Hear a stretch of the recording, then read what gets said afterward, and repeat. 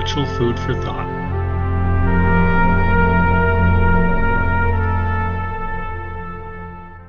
Welcome back to Spiritual Food for Thought. I thank you for joining me once again. In this video, we're going to look at obedience and kind of what the boundaries or what's expected within that, and just focusing on one specific aspect of it. And for a lot of people, the second I mention this, they might have some sort of knee-jerk reaction of like, what in the world are these people even thinking? Because it's kind of the opposite of what you will generally find in what modern Christianity by and large has become. And basically, an idea was presented where certain commandments pertain to certain situations.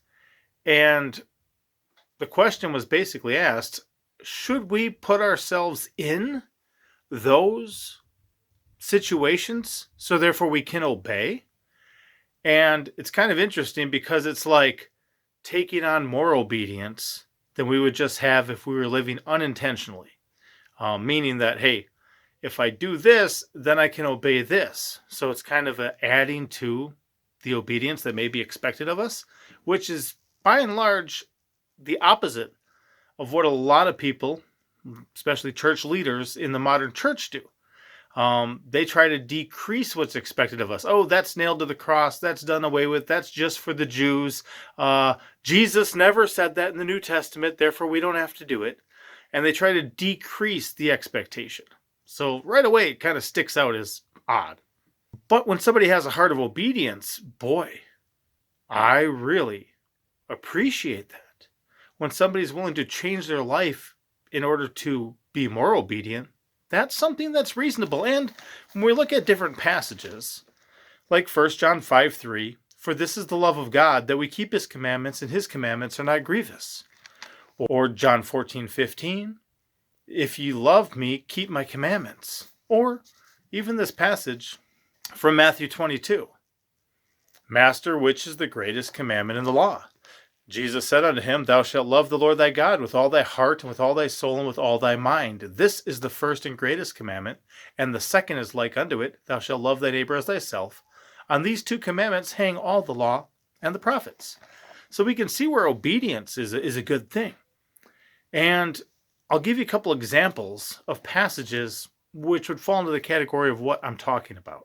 So in Leviticus 19, verses 23 to 25, we read, and when ye shall come to the land, and shall have planted all manner of trees for food, then ye shall count the fruit thereof as uncircumcised 3 years. Shall it be uncircumcised unto you, it shall not be eaten of. But in the 4th year, all the fruit thereof shall be holy, to praise the Lord withal. And in the 5th year shall ye eat of it, or shall ye eat of the fruit thereof, that it may yield unto you the increase thereof. I am the Lord your God.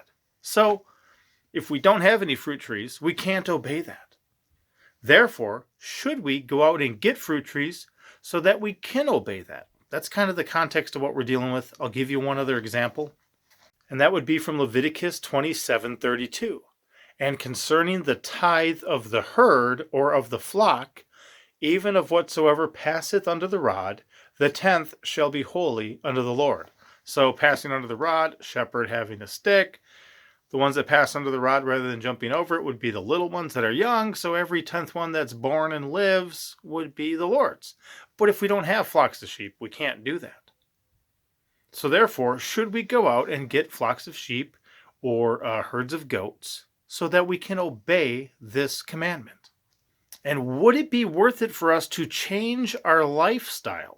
All right, we have it in our power to reorder and restructure our life to include things like that. Say you're living in an apartment, you have a balcony. Do I get a fruit tree to put in a pot on the porch? Or do I move out of the apartment into a city lot where I have a little bit of soil that I can grow a fruit tree? Or do I want to obey the sheep thing too, so then I move out in the country and have fruit trees and sheep? Now, we didn't used to have fruit trees or sheep. We got a different lot in the city. We started growing fruit trees.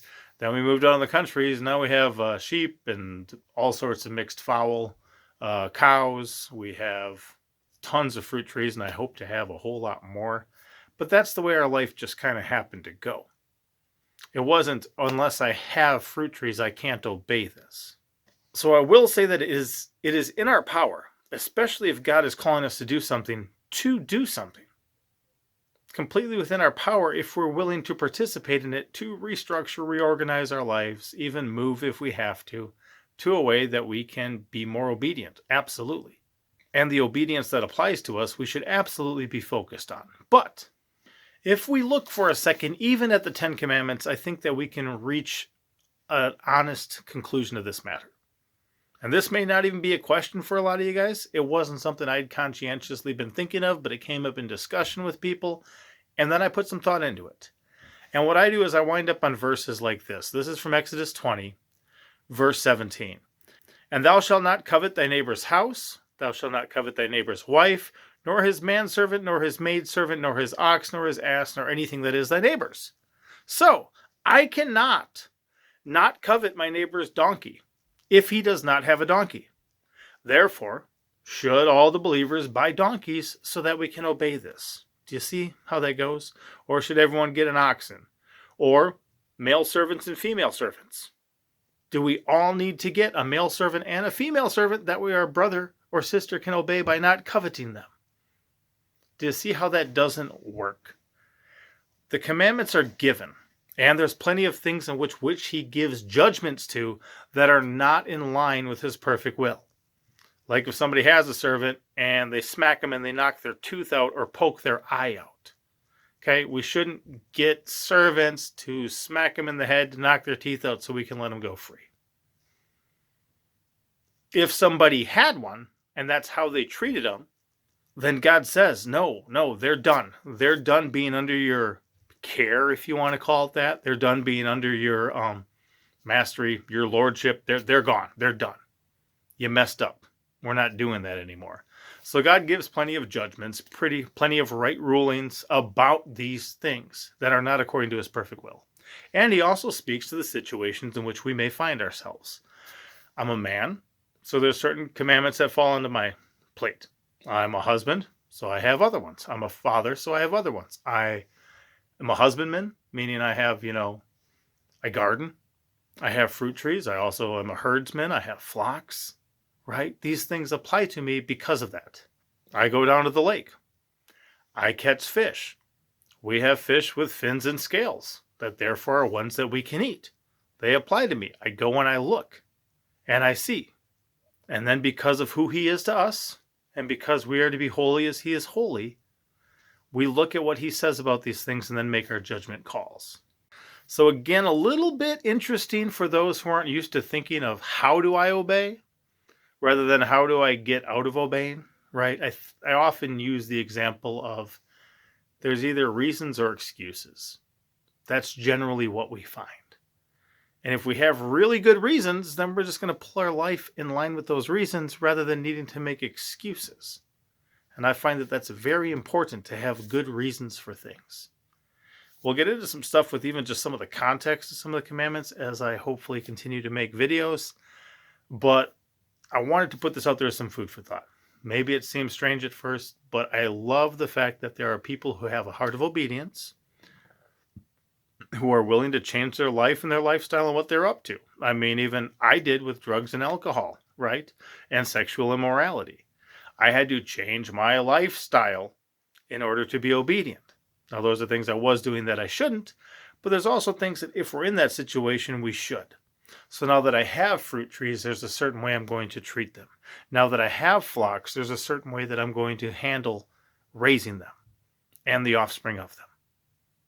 Because now that I find myself in those situations, those commandments pertain to me.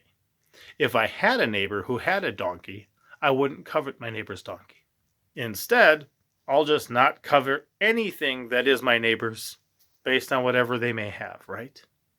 I hope that helps. If you guys got any thoughts about this one, please leave them below and be blessed.